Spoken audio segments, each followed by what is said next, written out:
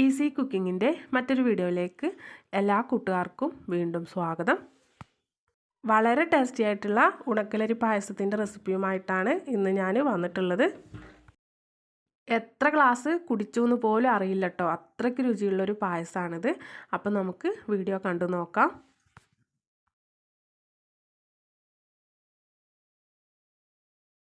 അതിനുവേണ്ടി ഞാനിതാ ഇവിടെ ഒരു 1.5 ഗ്ലാസോളം ഉണക്കലരി എടുത്തു വെച്ചിട്ടുണ്ട്. അരി ഒരു 3-4 പ്രാവശ്യം നന്നായിട്ട് കഴുകിയെടുത്തതിന് ശേഷം ഒരു കുക്കറിലേക്ക് ഇട്ട് കൊടുക്കാം. അരി വേവാൻ ആവശ്യമായിട്ട് ഞാനിവിടെ ഒഴിച്ചു കൊടുക്കുന്നത് തേങ്ങാപ്പാലാണ്. 1 കപ്പോളം തേങ്ങയുടെ 3/4 പാലാണ് കേട്ടോ ഒഴിച്ചു കൊടുക്കുന്നത്. അരിയുടെ മുകളിലായിട്ട് നിൽക്കുന്ന വിധത്തിലുള്ള തേങ്ങാപ്പാലോ വെള്ളമോ എന്തെങ്കിലും ഒഴിച്ചു കൊടുക്കണം. അപ്പോഴാണ് നമുക്കിത് കറക്റ്റായിട്ട് വെന്ത് കിട്ടുള്ളൂ. ഇപ്പോൾ ദാ ഒരു 3 വിസിലിൽ അരിയൊക്കെ നല്ല പോലെ തന്നെ വെന്ത് കിട്ടിയിട്ടുണ്ട്. വേവിച്ചെടുത്തിട്ടുള്ള അരി നമ്മൾ പായസം തയ്യാറാക്കാനായിട്ട് ഉപയോഗിക്കുന്ന ഒരു പാത്രത്തിലേക്ക് മാറ്റി കൊടുക്കുന്നുണ്ട്.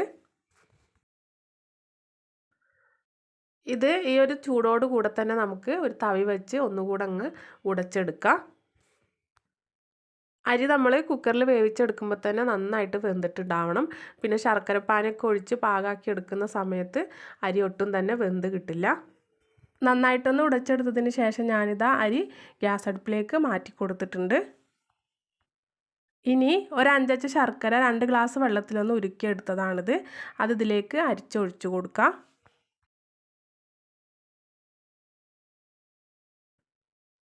കൂടെ തന്നെ 1 ടീസ്പൂൺ നെയ്യ് കൂടെ ചേർത്ത് കൊടുത്ത് നമുക്കിത് നന്നായിട്ടൊന്ന് മിക്സ് ചെയ്ത് നല്ല പോലെ തന്നെ ഒന്ന് തിളപ്പിച്ചെടുക്കണം. ചോറിൽ ശർക്കരപ്പാനി പിടിക്കത്തക്ക വിധത്തിൽ നല്ല പോലെ തന്നെ നമുക്കിതൊന്ന് മിക്സ് ചെയ്ത് തിളപ്പിച്ചെടുക്കണം. മീഡിയം ടു ലോ ഫ്ലെയിമിൽ വെച്ചിട്ട് തിളപ്പിച്ചെടുത്താൽ മതി. അതല്ലെങ്കിൽ അടിക്കൊക്കെ പെട്ടെന്ന് പിടിക്കും. ഇപ്പോൾ ദാ ശർക്കരപ്പാനിയൊക്കെ നല്ല പോലെ തന്നെ തിളച്ച് അരിയിലൊക്കെ നന്നായിട്ട് പിടിച്ച് കിട്ടിയിട്ടുണ്ട്.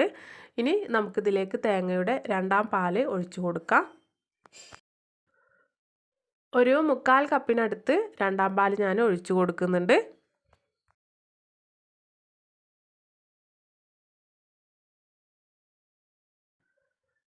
വീണ്ടും നന്നായിട്ടൊന്ന് മിക്സ് ചെയ്തെടുത്തതിന് ശേഷം തേങ്ങയുടെ 2/2 പാൽ ഒരു 3/4 ഭാഗത്തോളം വറ്റി വരുന്ന വിധത്തിൽ വീണ്ടും നമുക്ക് നന്നായിട്ട് തന്നെ ഒന്ന് മിക്സ് ചെയ്ത് തിളപ്പിച്ചെടുക്കണം.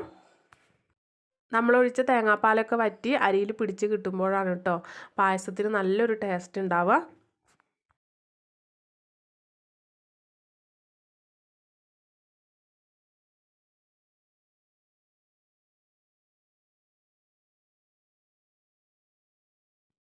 ഇപ്പോൾ ദാ തേങ്ങയുടെ 2/2 പാലൊക്കെ ഒരു 3/4 ഭാഗത്തോളം വറ്റി വന്നിട്ടുണ്ട്. ഈ ഒരു സമയത്തൊക്കെ ഫ്ലെയിം അഡ്ജസ്റ്റ് ചെയ്ത് വെച്ച് കൊടുക്കണം. പിന്നെ നമ്മൾ ഇടയ്ക്കിടയ്ക്ക് ഇളക്കിക്കൊണ്ടിരിക്കുകയും വേണം. അതല്ലെങ്കിൽ പായസമൊക്കെ പെട്ടെന്ന് അടുക്കി പിടിക്കും.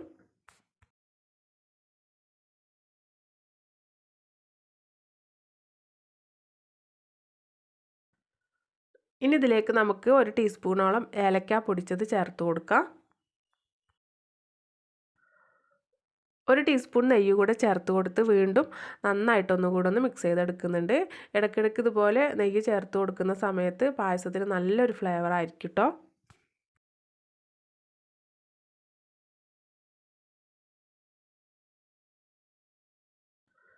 ഇനി നമുക്കിതിലേക്ക് തേങ്ങയുടെ 1/4 പാൽ ചേർത്ത് കൊടുക്കാം. ഞാനൊരു 1/4 കപ്പോളം 1/4 പാലാണ് ചേർത്ത് കൊടുക്കുന്നത്. ഫ്ലെയിം നല്ലപോലെ കുറച്ച് വെച്ചതിന് ശേഷം 1/4 പാൽ ചേർത്ത് കൊടുത്താൽ മതി. അതിന് ശേഷം പിന്നെ തിളപ്പിച്ചെടുക്കേണ്ട ആവശ്യമൊന്നുമില്ല. തേങ്ങാപ്പാൽ ഒന്നങ്ങ് ചൂടായി വന്നാൽ മാത്രം മതി.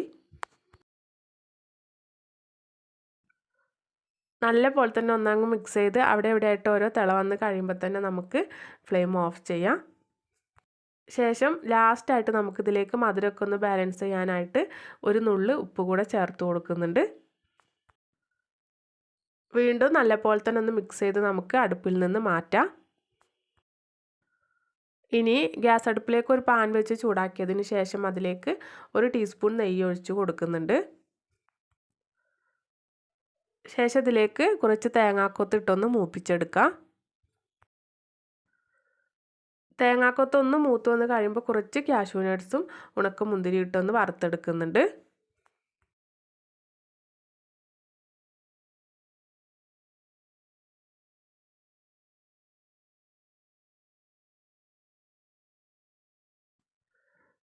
ഇനി ഇത് നമുക്ക് പായസത്തിലേക്ക് ചേർത്ത് കൊടുത്ത് നന്നായിട്ടൊന്ന് മിക്സ് ചെയ്ത് ചെറു ചൂടോട് കൂടി സെർവ് ചെയ്യാവുന്നതാണ്.